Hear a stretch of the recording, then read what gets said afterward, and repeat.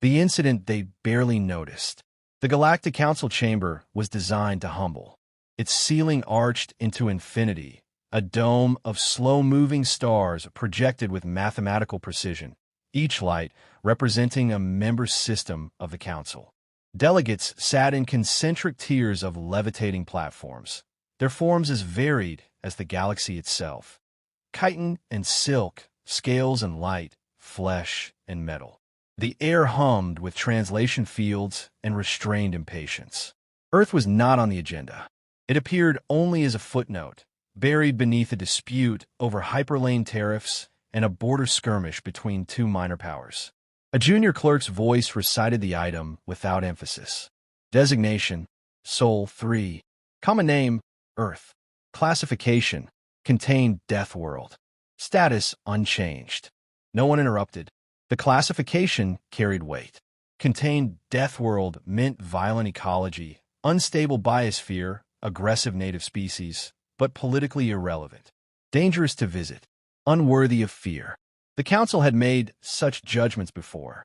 Civilizations that evolved under constant threat rarely expanded far. They learned to survive, not to dominate. The Kreth Dominion disagreed. Ambassador Threx's mandibles clicked as he rose from his platform, his armored form casting a sharp silhouette against the false stars. The humans are expanding, he said, his translator smoothing the irritation in his voice into polite concern. They establish outposts near our borders, exploit asteroid fields we have claimed for centuries, and refuse to acknowledge our warnings. Several delegates shifted. Humans again. Always humans. They are within neutral space, replied Counselor Vesh of the LYR Compact. No violation has been recorded. No violation recognized, Threx snapped. Because your definitions were written for species that fear escalation. Humans do not. That earned a few ripples of amusement. Fearlessness was common among Deathworlders. Recklessness, more often. It rarely translated into power. The High Arbiter pulsed a calming light through the chamber. State your proposal, Ambassador. A demonstrative action, Threx said. Limited. Surgical. A strike against a peripheral human settlement. No core worlds. No extermination. Merely correction. The word lingered. A pause followed, heavy enough for protocol to breathe. Then questions, clinical and detached. Estimated casualties? Minimal. Risk of retaliation? Negligible. Humans posture, but they value survival. The Council consulted precedent. Charts bloomed in the air, models of response patterns, probability cones colored in reassuring blues and greens. Historical comparisons scrolled past. The humans have been insulted before. Sanctioned. Pressured. They protested loudly, negotiated fiercely, and complied eventually. This would be no different. Authorization passed with a majority consensus. The strike came 73 standard hours later. A Kreth task group exited hyperspace above New Horizon, a human colony barely 2 decades old. It had no planetary shields, only weather satellites and a thin orbital traffic ring. The bombardment was brief and precise. Power relays, communications hubs, the central habitation arcology. Explosions flared silently in vacuum, reflected in the smooth hulls of Kreth warships. Surface fires spread like glowing veins across the dark hemisphere. Human emergency transmissions began immediately, fragmented, panicked, angry. Then one message cut through, raw and unfiltered. This is a civilian world. There are families here, council law. The signal ended in static. The Kreth commander watched his tactical display for the expected surge. Distress beacons, military mobilization, the flare of human fleet signatures. There was nothing. No counterstrike. No pursuit. The task group withdrew without resistance. Within the hour, council monitoring stations reported the incident as resolved. The Kreth ambassador submitted a formal statement expressing regret and satisfaction in equal measure. The council acknowledged it and moved on. At first, the silence seemed like compliance. No human delegation appeared before the council chamber. No formal protest flooded diplomatic channels. No threats echoed across shared frequencies. Human media, once notoriously loud, went dark beyond their own systems. Days passed, then weeks. Human embassies across council space closed simultaneously. Their staff departed without ceremony, leaving buildings intact and accounts settled to the last credit. Trade convoys rerouted. Shared research projects received brief termination notices, polite, final, and unsigned. Long-range sensors began registering something else, movement. Human fleets were mobilizing, but not toward Kreth space. Not toward any council world. They were moving outward, away from known borders, into regions the council's maps labeled only with uncertainty and caution. Strategic repositioning, some analysts suggested. Internal crisis, others argued. The High Arbiter reviewed the reports with detached interest. They're withdrawing, it concluded. A predictable response. They will return when the costs become apparent. Only one voice hesitated. Analyst Rincow, junior attaché to the council's intelligence arm, stared at the data with unease. With respect, they said softly, humans do not abandon infrastructure unless they intend never to use it again. The chamber barely registered the comment. The council had made its decision. A death world had been reminded of its place. Somewhere far beyond council space, the last emergency signal from New Horizon continued to propagate through the void, unanswered, unavenged, and for now forgotten. The galaxy would soon learn that silence was not surrender. It was preparation. Silence is not submission. The first systems to notice were the traders. Human freighters had always been a familiar sight along the frontier hyperlanes. Ugly, overbuilt vessels with redundant engines and crews that laughed too loudly in station bars. They carried everything: refined metals, medical compounds, agricultural tech adapted to hostile environments. They were dependable in the way only species raised under constant threat could be. Then, one cycle, they simply failed to arrive. Schedules slipped. Contracts went unfulfilled. Port authorities filed routine delays, then escalated them to inquiries. Automated hails bounced unanswered. Even emergency beacons, human ships were notorious for broadcasting those at the slightest hint of danger, remained silent. Within 2 weeks, the absence had shape. Pirate bands reappeared in corridors that had been quiet for decades. Fringe colonies, once stabilized by human security detachments and mercenary patrols, reported raids and disappearances. Insurance rates spiked. Convoys began traveling in tighter formations, burning more fuel, taking longer routes. The council labeled it temporary disruption. Meanwhile, intelligence stations along Kreth space detected something deeply unsettling. The humans were not retreating chaotically. They were withdrawing with discipline. Listening posts caught fleeting sensor echoes. Human fleet signatures emerging from shipyards, assembling in vast formations, and then vanishing into deep space jump vectors that led nowhere on any known map. Supply depots near council borders were being emptied, not destroyed. Orbital platforms were stripped to frameworks and then abandoned, their materials hauled away. It looked less like fear and more like evacuation. Ambassador Threx requested a closed session. The humans are massing forces, he warned, projecting long-range scans that showed human drives flaring and fading at the edge of detection. They are preparing something. Against whom? Asked Counselor Vesh. Threx hesitated. That is the concern. The council debated possibilities. A retaliatory strike against the Kreth Dominion remained the most popular theory. Human psychology profiles suggested delayed anger, strategic patience, and a fondness for decisive violence when provoked. Many counselors took comfort in that. War at least followed rules they understood. But no war declaration came. Instead, a deeper problem emerged. A council expeditionary fleet dispatched to observe a human border system found it empty. The stations were intact, but powered down. Navigation buoys had been removed. Even debris fields, normally unavoidable remnants of industrial traffic, were gone, carefully collected. It was as if the humans had erased themselves. Council analysts ran simulations. Every outcome assumed eventual re-engagement. No model accounted for total disengagement. The galaxy was too interconnected, too dependent.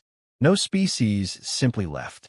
Rincal, still ignored but increasingly alarmed, compiled a report comparing the situation to ancient human history archives. Buried within cultural records was a recurring pattern. When faced with threats they deemed unjust but unstoppable, humans did not always fight immediately. Sometimes they retreated. They crossed oceans, abandoned continents, vanished into wilderness thought uninhabitable. And they returned generations later, changed. The report circulated quietly. Few read it. Then the Kreth Dominion's outer colonies began to fail. Not from human attack, but from exposure. The humans had managed climate stabilization arrays, asteroid deflection grids, and deep space monitoring networks for dozens of neighboring systems. Services they never advertised and rarely charged for. They were helpful. Inconveniently so. No one had noticed how much infrastructure rested on human labor. With the humans gone, old problems resurfaced. A rogue planetoid devastated a Kreth mining world. A bioengineered parasite, once contained by human rapid response teams, spread through agricultural zones. The Dominion's fleets found themselves stretched thin, responding to crises humans had quietly handled for years. Threx demanded answers. He sent a formal communique to Earth. It was returned unopened. A second message, transmitted through council channels, received a single automated response. This address is no longer monitored. That phrase echoed through the chamber when it was read aloud. The translators rendered it faithfully, stripping it of emotion. Somehow that made it worse. The High Arbiter ordered increased surveillance. Probes were launched into deep space, following the vectors of the human exodus. Most failed. A few returned corrupted data, gravitational anomalies, distorted readings, energy signatures inconsistent with known technology. And always at the center of every mystery was the same pattern.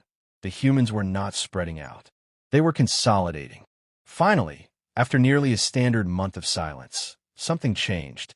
A single human vessel appeared on long-range sensors near the Council's core systems. It emerged from hyperspace with none of the usual broadcast signals. No identification codes. No threat pings. No diplomatic preamble. It did not advance. It did not flee. It simply waited. Emergency protocols rippled through the Council worlds. Defense grids spun up. Fleets mobilized, their commanders unsure what they were meant to deter. Panic crept into voices trained for centuries to hide it. Rincal watched the sensor feed in silence, dread coiling tight. The humans had not come to fight. They had come to speak. And for the first time since the assault on Earth, the Galactic Council began to understand the depth of its mistake. You assaulted Earth? The Council chamber had never been so quiet. Defense fleets ringed the capital world in layered formations, their weapons hot, their commanders sweating behind shields of protocol and pride. Every sensor was focused on the same point in space. A single human vessel hanging motionless beyond the orbit of the outer moon. It was not impressive. The ship was old by galactic standards, angular, scarred, its hull patchworked with alloys long phased out of modern design. No visible weapons powered. No escorts lurking in shadow. Its drives emitted only the faintest hum, as if the vessel were conserving energy out of habit rather than necessity. That unsettled the Council more than 1,000 warships would have. The High Arbiter convened an emergency session. Delegates arrived in haste, some still broadcasting from secure locations instead of their usual platforms. The stars above dimmed as the chamber's projections shifted to tactical overlays. A transmission request appeared. Source: human vessel, open channel. The Arbiter hesitated for less than a heartbeat. Accept. The image resolved into a single human figure. They were seated, not standing, framed by a plain metallic bulkhead. No insignia marked their clothing. Their face bore the signs of age and exhaustion rather than fear. Their eyes met the camera with steady calm. Galactic Council, the humans said. Their voice was quiet, unamplified by rhetoric. I am Director Hale. This is the last accredited representative of humanity. A ripple of unease moved through the chamber. State your purpose, the arbiter demanded. The human did not answer immediately. They glanced aside, as if reviewing information only they could see. Then they looked back. You assaulted Earth? The question was simple. There was no accusation in the tone. No anger. Just confirmation. Ambassador Threx bristled. The action was limited and sanctioned. A peripheral colony. A civilian world. Hale interrupted gently. The distinction is irrelevant, Threx snapped. Your expansion. Hale raised one hand. The gesture was small, almost weary. This is not a negotiation. I am here to inform you. The arbiter's lights flared. Inform us of what? Hale inhaled slowly. When they spoke again, the chamber's translation field struggled. Not with language, but with meaning. For 312 standard cycles, humanity believed in this council. We accepted your classifications, your restrictions, your insults disguised as law. We were labeled dangerous, yet useful, violent, yet controllable. Images flickered across the shared display. Human ships escorting convoys, human soldiers fighting alongside alien allies, human engineers rebuilding worlds not their own. We adapted, Hale continued. We always do. We thought that was enough. Rincal leaned forward, heart pounding. Then you assaulted Earth. The words landed harder the second time. It was not Earth, Threx protested. It was a colony. Hale's eyes sharpened just slightly. Every human world is Earth. Silence followed. Not enforced. Earned. The vote was unanimous, Hale said. Across all remaining governments, fleets, and civilian councils. Humanity will no longer participate in galactic civilization. The chamber erupted. You cannot simply withdraw, shouted Councillor Vesh. Trade routes, security accords, are terminated, Hale said calmly. The Kreth Dominion demands restitution, Threx snarled. Hale looked at him then, not with hatred but with something colder. You will receive nothing from us. Not aid, not protection, not attention. The arbiter pulsed urgently. This is an act of hostility. No, Hale replied. This is an act of self-preservation. They leaned forward, their face filling the screen. For the first time, emotions surfaced, not rage, but disappointment, deep and unmistakable. You feared what we might do if provoked. You built policies around that fear. You never asked what would happen if we decided you were no longer worth the effort. The tactical overlays flickered.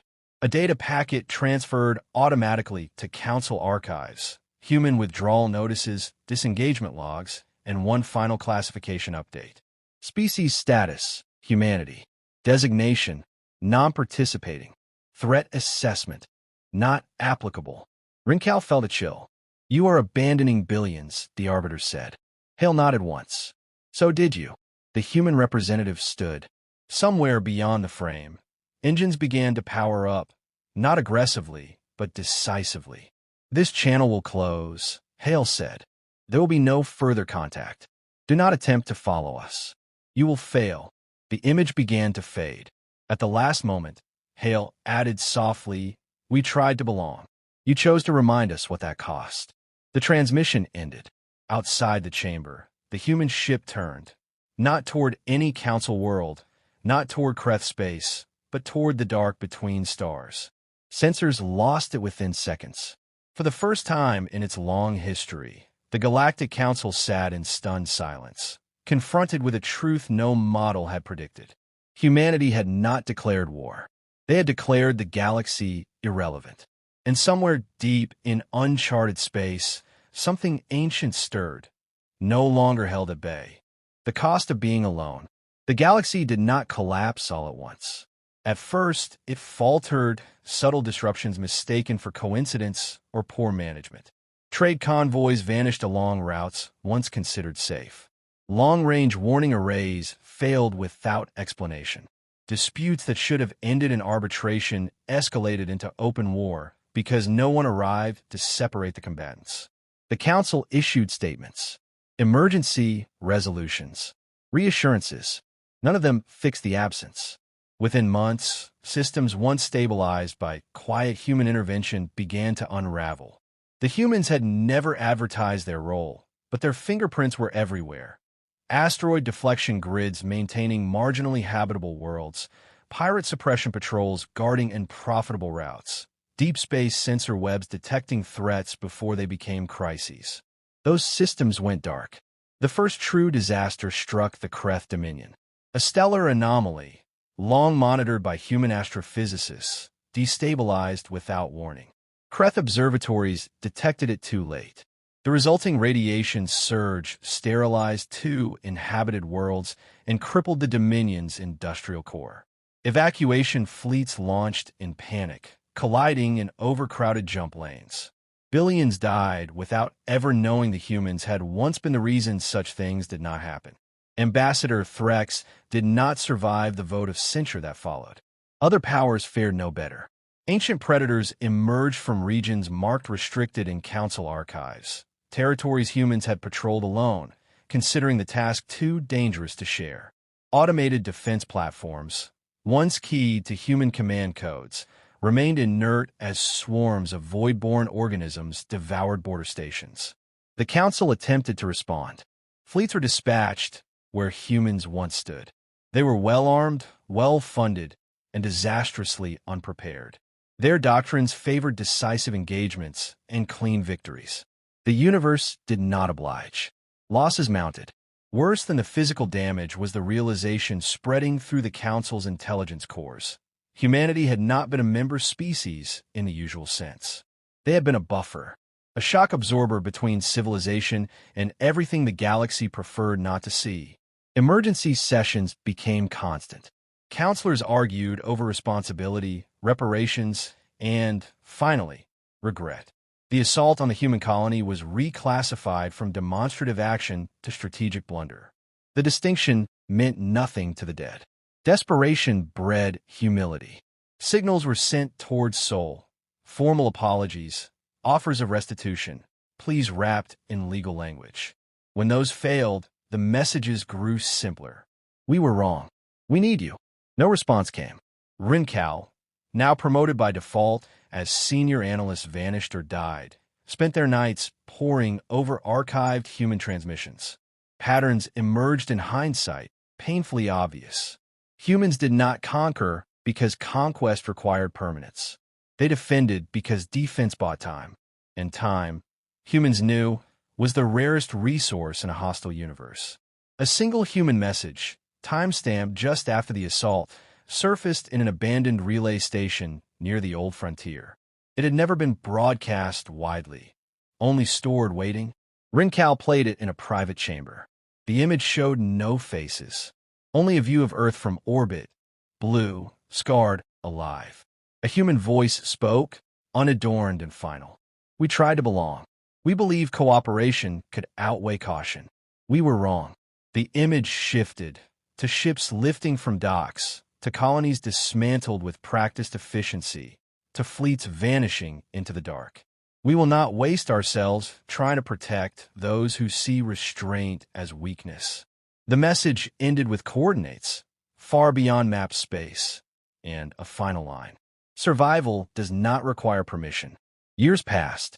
The Galactic Council still existed, but it no longer governed a confident civilization. Hyperlanes fractured.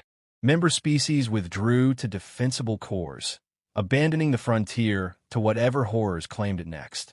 The stars felt farther apart. Children born during the silence grew up hearing stories of humans the way myths were once told, terrifying, tireless, stubbornly compassionate, until they weren't. On the anniversary of the assault, a lone counselor stood in the observation spire, watching emergency lights flicker across a sky no longer secure. The stars beyond seemed dimmer, as if something essential had been removed. A junior aide approached hesitantly. "Do you think they'll ever return?" The counselor did not answer immediately. They remembered the human's eyes on the screen, calm, disappointed, resolute. "No," they said at last. "Not for us." Far away, beyond the reach of apology or pursuit, humanity endured, adapting as it always had. Alone among the stars, not in anger, not in triumph, but in grim acceptance. The galaxy had tested a death world. It survived. The galaxy did not.